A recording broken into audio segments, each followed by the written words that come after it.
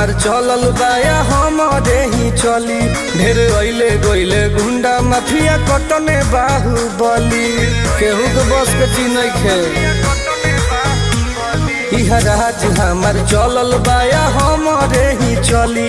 ढेर अइले गइले गुंडा माफिया कटने बाहुबली। मार के गोली बंद कदम बोली हरदम ला सुता दे। माहौल जवन बदलियो के दुनिया से उठा दे।